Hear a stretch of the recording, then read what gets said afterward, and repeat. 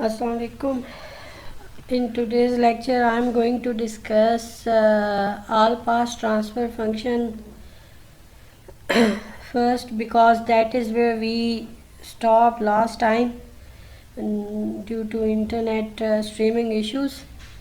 So what we were discussing is that an all pass transfer function is an infinite impulse response transfer function, and it has a special characteristic that its magnitude response or magnitude square response is 1 for all omega.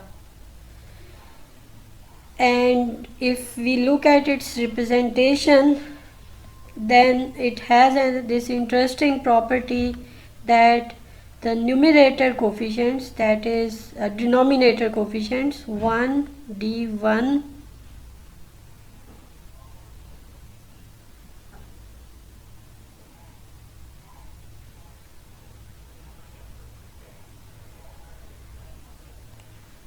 dm minus 1 and dm, those appear in opposite order in the numerator. As you can see here, dm minus 1, d1 and 1. So this is a way to recognize an all pass transfer function while looking at its representation.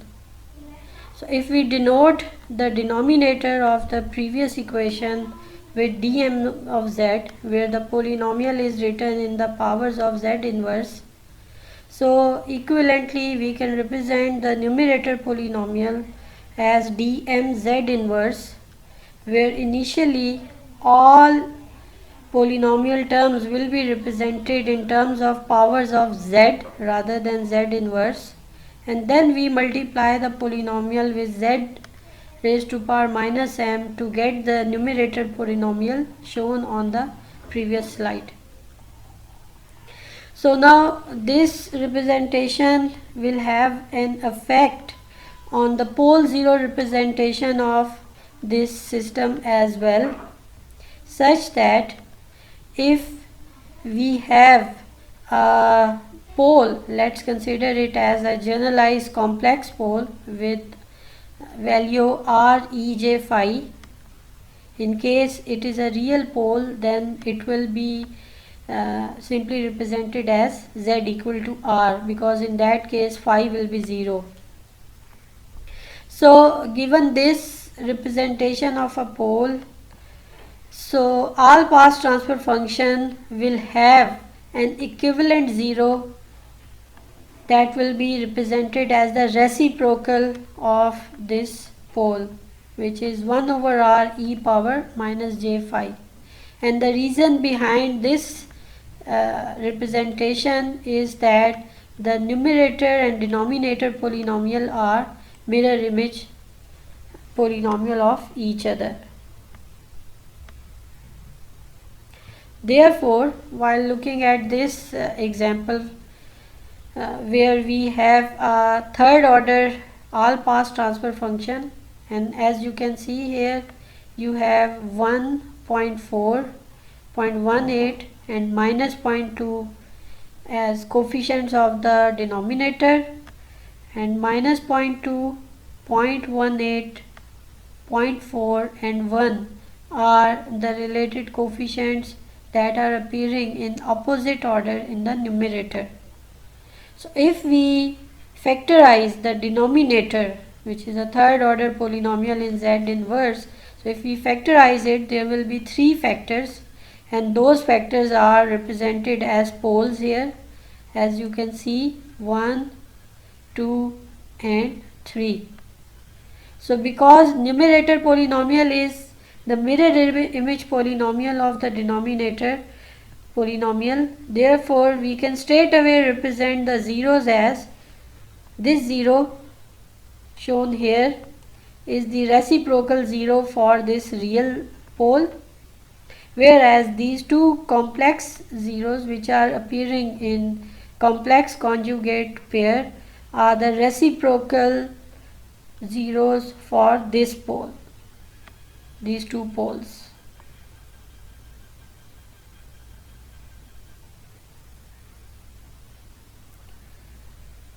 So let me skip these slides and I move on to the application of all pass transfer function, because it is not a filter. So what is its use then? So we basically use it as a delay equalizer, where particularly if we are given a IAR transfer function, which is a digital filter, a frequency selective filter in specific, then all IAR filters are phase distorting systems such that they have non-linear phase response in general. So because of this non-linear phase response, they introduce the phase distortion once a signal is passed through such a system.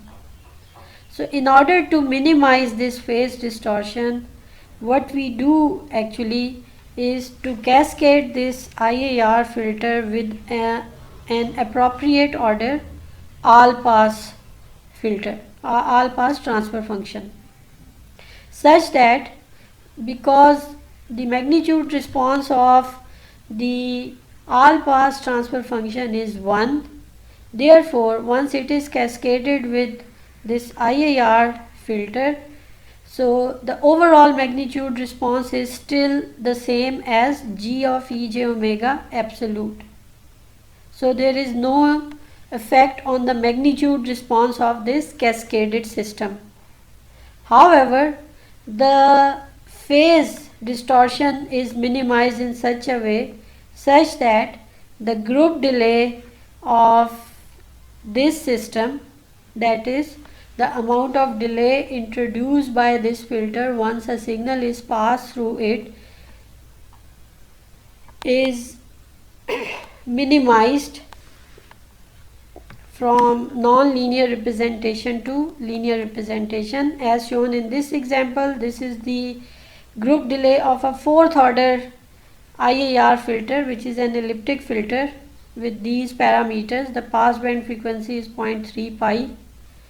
The passband distortion is 1 dB and stop band distortion is 35 dB, and this is the related group delay function plotted with respect to omega. As you can see, the group delay function has a peak exactly at 0.3 pi, which is the passband frequency, but otherwise the phase or the behavior of this group delay function is simply non-linear in nature. So because of this, once a signal will be passed through such a system, it will experience some kind of phase distortion. So what we do, we need to cascade this 4th order IAR filter with an appropriate all pass transfer function. For example, in this case we have used an 8th order all pass section, and this will actually equalize the group delay of in the passband region, as you can see here. Now the group delay is almost constant in the passband region. So such a system will never introduce then phase distortion once a signal is passed through it. However, in order to achieve this linear phase almost, or because group delay is almost constant and phase function is simply the negative derivative, negative integral of this group delay function, so therefore the phase function will be somewhat equal to linear phase function in this case in the passband region. So it is our interest that in the passband region, all pass transfer function, the cascading of all pass transfer function must result in an IAR filter that has a constant group delay, and because of this the phase delay would become linear and the system will no more introduce phase distortion. So in this part of the lecture we will discuss about classification of LTI transfer functions based on phase characteristic. So this is mainly a requirement in many applications that a digital filter does not distort the phase of the input signal components, particularly with the frequencies in the pass band. Therefore, there are many ways to avoid this phase distortion, and one simple solution is to have a zero phase transfer function. However, designing such a transfer function is not possible because such a transfer function cannot be causal. Here is a way to generate a zero phase transfer function where we have a system h of z, which is LTI system. So what we do, we first pass x of n through h of z, producing v of n.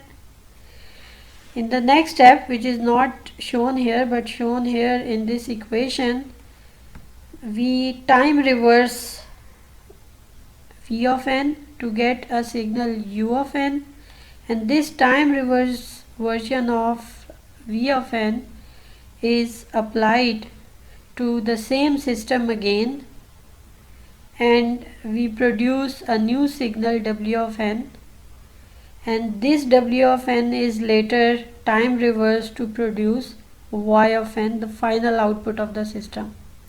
Now let's check whether y of n exhibits a zero phase signal. So we will do this analysis in the discrete time Fourier transform domain, where x of ej omega, v of ej omega, u of ej omega, w of ej omega and y of ej omega represents the DTFTs of x of n, v of n, u of n, w of n and y of n respectively. So in the first convolution, which is between the system and the input x of n, we can represent v of n as in the discrete time Fourier transform domain as a product between h of ej omega and x of ej omega. And u of ej omega, because v is time reverse version of u of n is the time reverse version of v of n, therefore we apply the symmetry relation of the discrete time Fourier transform such that the DTFT of u of ej omega is the conjugate DTFT of v of ej omega.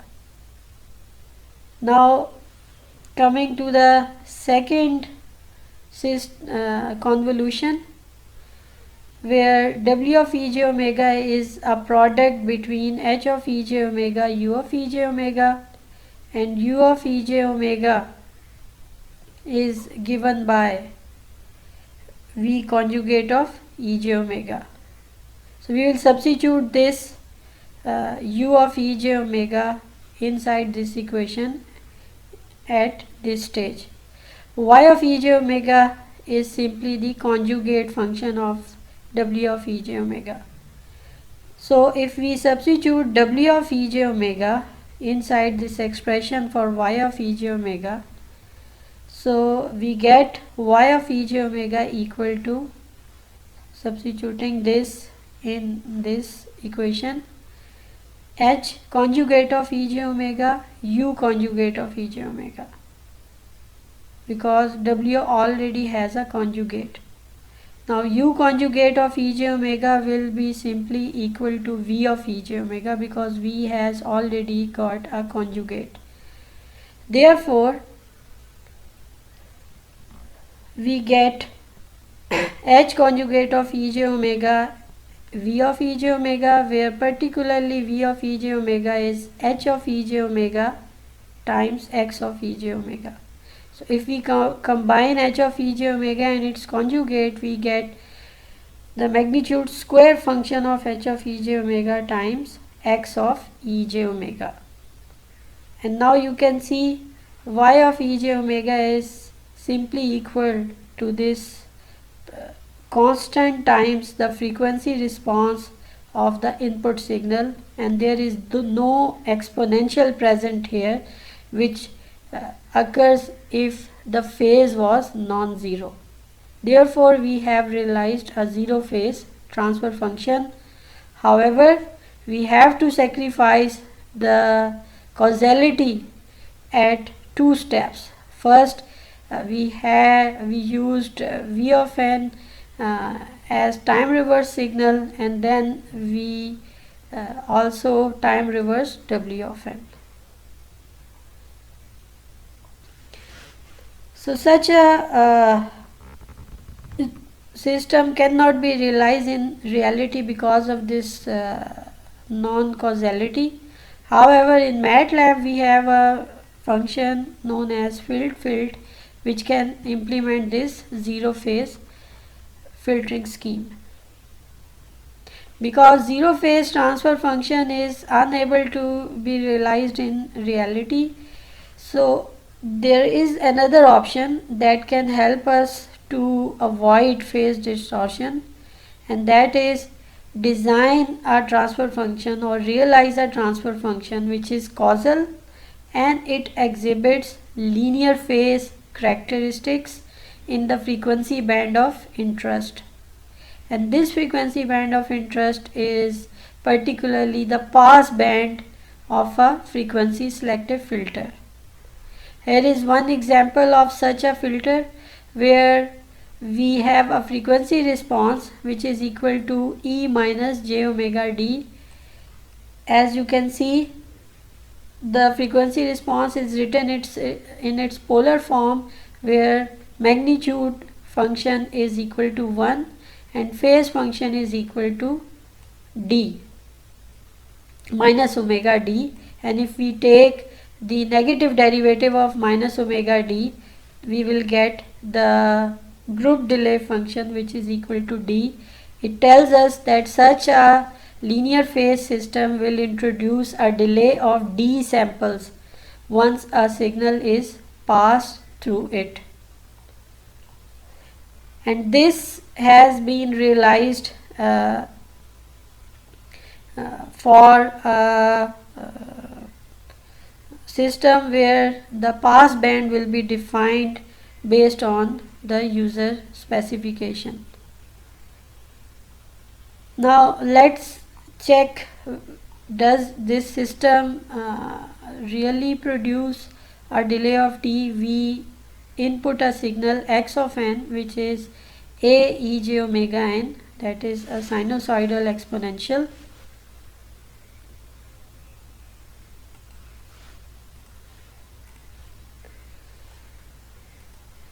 So if we, because we know that all complex exponential which are sinusoidal signals are eigenfunctions of the LTI system, therefore we can straight away write the output signal y of n as a product of the input signal times the frequency response.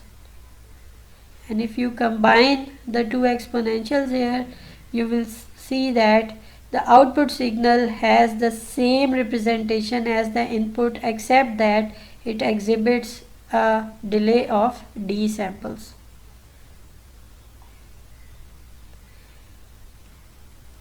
And usually this d needs to be an integer such that we can exactly notice the amount of delay in terms of samples, number of samples. If d is not integer, then yn will be delayed by a fractional part and it will never be equal to xn.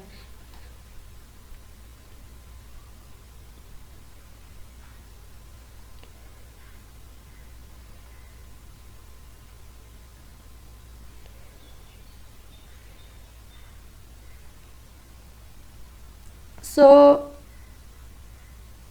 whenever we want to have a linear phase characteristic, it is necessary to realize this linear phase characteristic as shown here inside pass band of a frequency selective filter.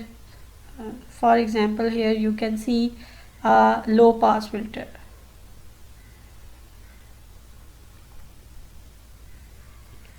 So here is another example of a linear phase response where again magnitude response is 1 and the phase function is equal to minus omega n naught.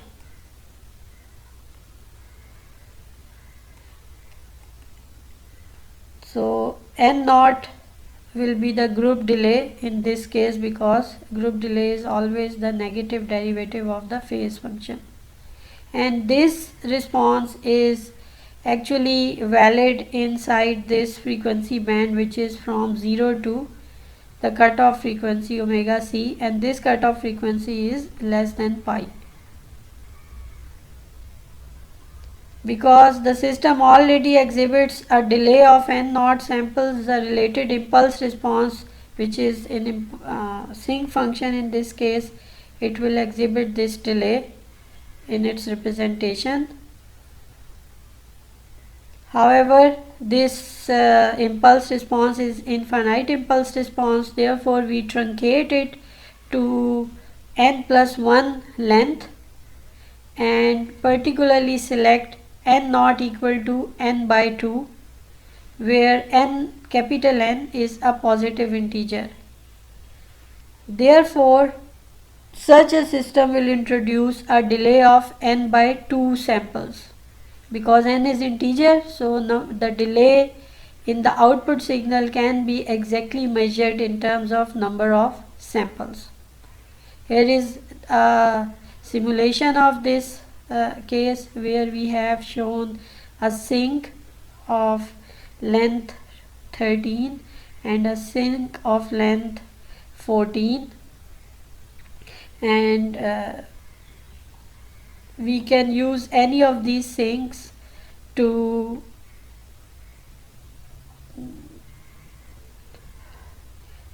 represent this truncated low pass filter, and we can try any input signal, sinusoidal signal for example, to see the effect of this sinc, which is actually a low pass filter, on that input signal.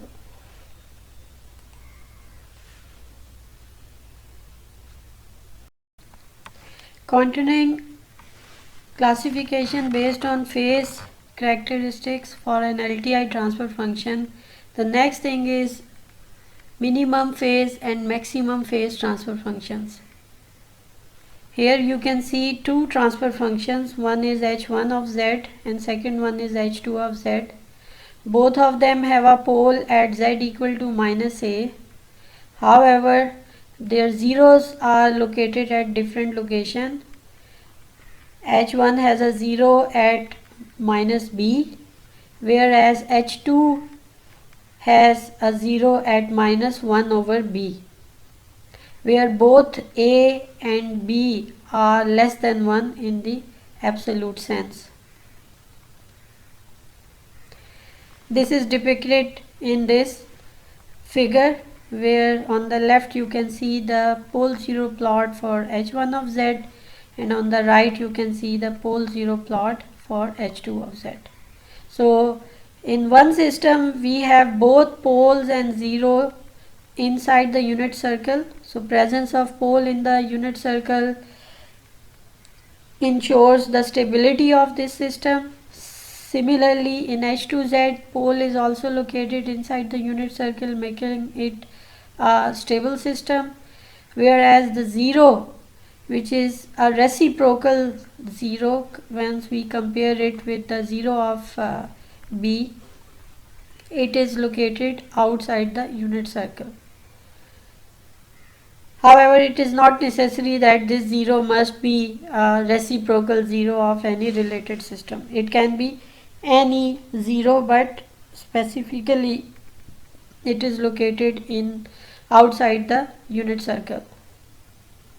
So if we compare the magnitude response of both H1 and H2Z, as shown here in this equation. In fact, we are taking the magnitude square response h1z, h1z inverse.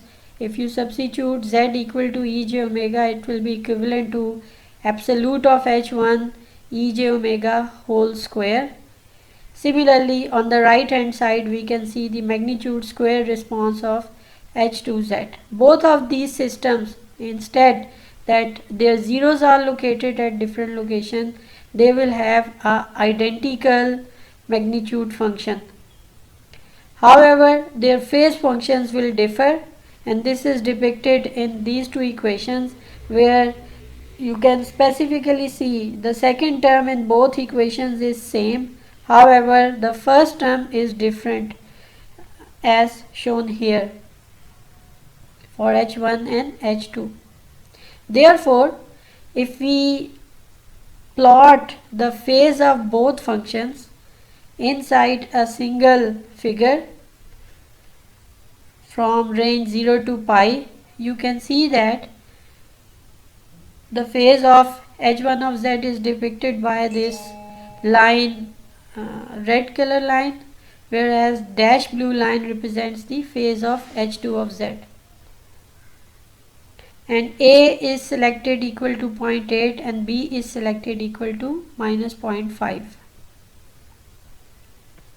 So you can see that h2 of z has an excess phase lag with respect to h1 of z. For example, look at this 0.6 pi, and you can clearly see that the phase of h2 of z is lagging behind the phase of h1 of z. And this is true in fact for any value of omega inside the range 0 to pi.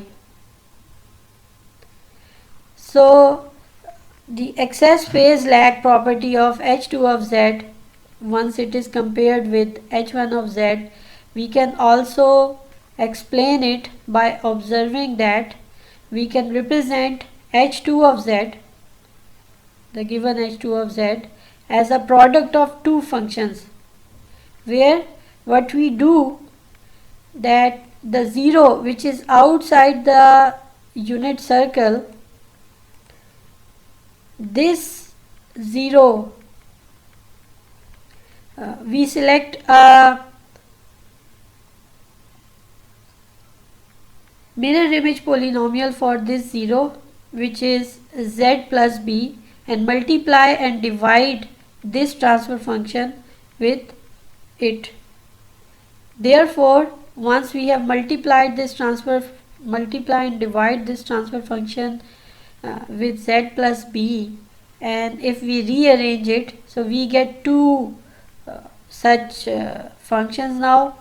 The first one is same as h1 of z, whereas the second one has become a first order all pass filter, where you can clearly see that 1 and b are the coefficients of the denominator and b and 1 are the coefficients of the numerator. Therefore, we can see that a system with excess phase lag can be written as a product of a system with minimum phase lag times the all pass transfer function. And you can in fact do it for any such transfer function where zeros of the transfer function are located outside the unit circle. So we simply select mirror image polynomial for all those zero factors which are outside the unit circle and multiply and divide the transfer function with those terms, and later rearrange them to get a product of a minimum phase function times a all pass function.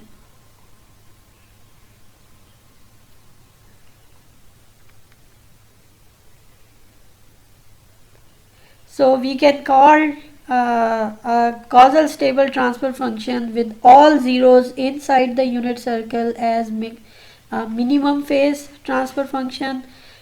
We can call a causal stable transfer function with all zeros outside the unit circle as a maximum phase transfer function, and a causal stable transfer function where zeros are located both inside and outside the unit circle is called a mixed phase transfer function.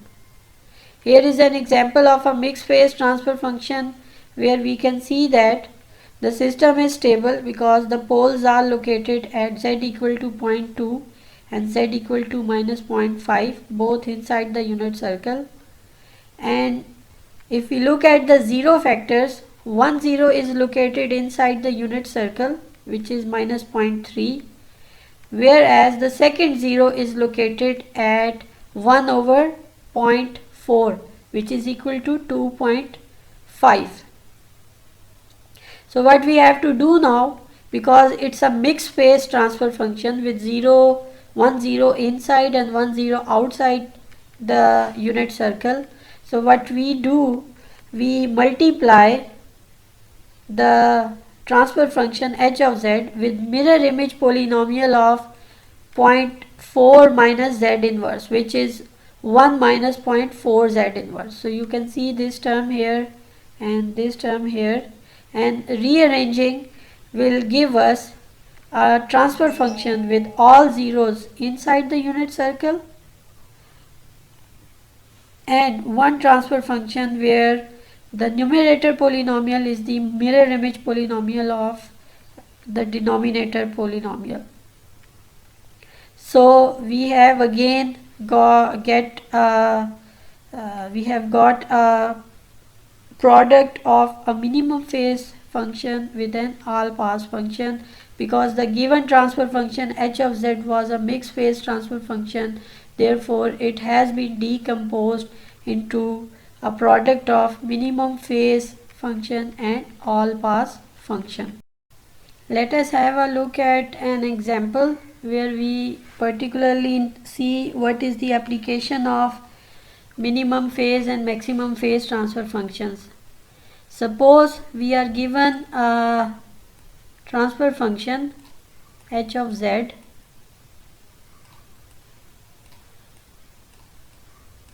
that has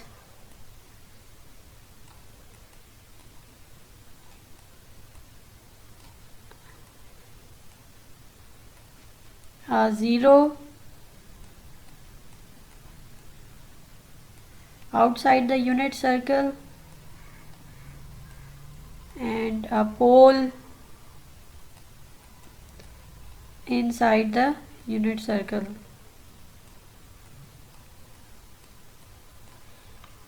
So this is a maximum phase transfer function where 0 is particularly located at z equal to 2.5. If we want to take the inverse of such a system, so it is impossible to take this inverse, because if I take the inverse system Hiz, which is 1 over h of z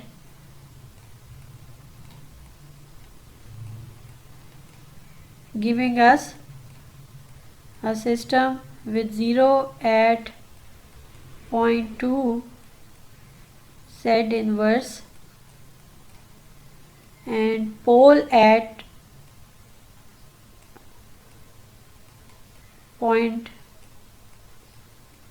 pole at 2.5.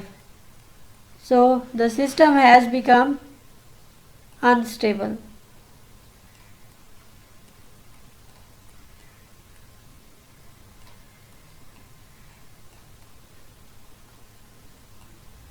However, if we represent first h of z as a product of a minimum phase and all pass transfer function, so we take h of z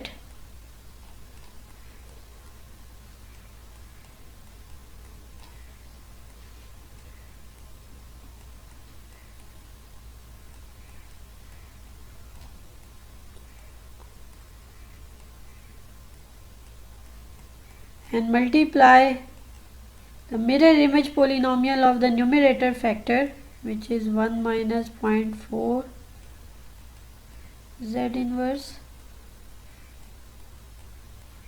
and also divide with the same factor.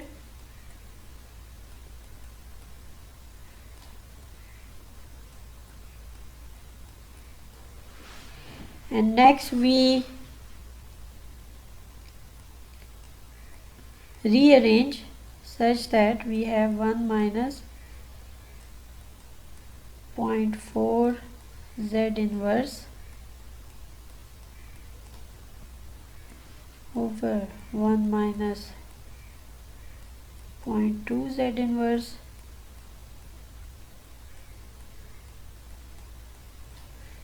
multiplied by 0.4 minus Z inverse over 1 minus 0.4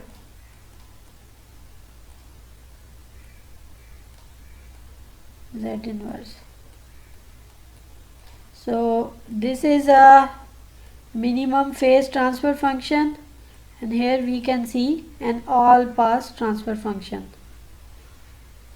Now if we take the inverse of this system now, particularly this minimum phase system, so you can clearly see once we take the inverse, so 0 and pole will be swapped, and the pole will be located at 0.4 for this system, and 0 will be located inside the unit circle, and it will become possible for us to take the inverse system for such a system. The inverse of an all pass transfer function is also an all pass transfer function, and if we take it in the absolute sense, so the magnitude response will be 1, so that doesn't matter much.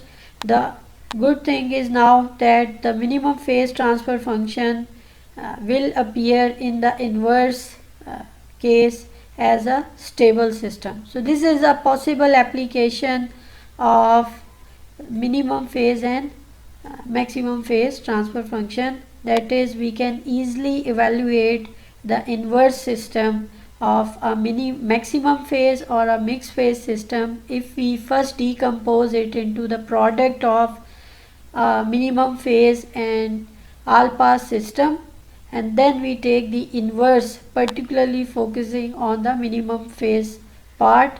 So the inverse of a minimum phase system is always stable.